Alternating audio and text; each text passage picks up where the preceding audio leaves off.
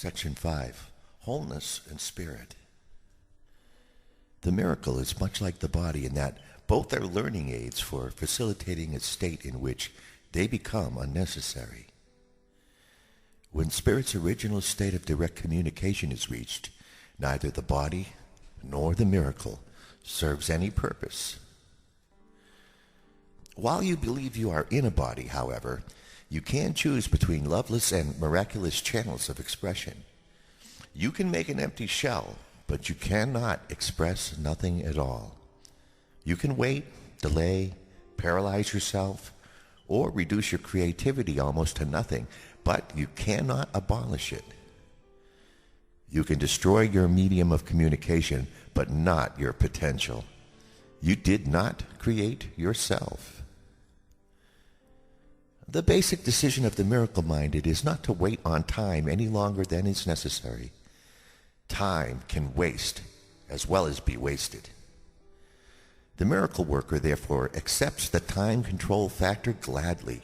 He recognizes that every collapse of time brings everyone closer to the ultimate release from time, in which the Son and the Father are one. Equality does not imply equality now.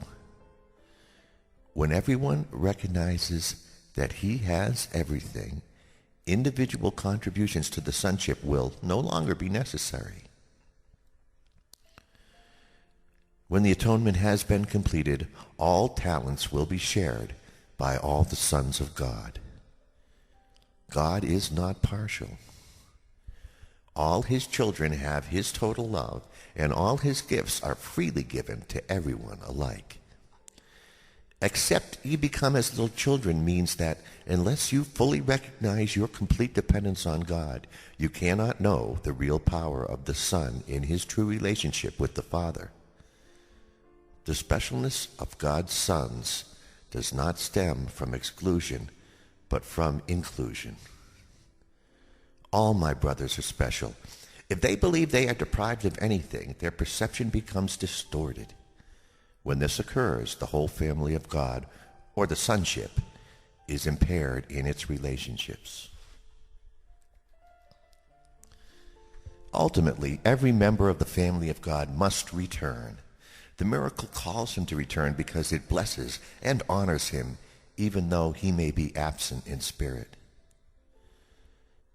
God is not mocked is not a warning, but a reassurance. God would be mocked if any of his creations lacked holiness. The creation is whole, and the mark of wholeness is holiness. Miracles are affirmations of sonship, which is a state of completion and abundance. Whatever is true is eternal and cannot change or be changed. Spirit is therefore unalterable because it is already perfect, but the mind can elect what it chooses to serve. The only limit put on its choice is that it cannot serve two masters.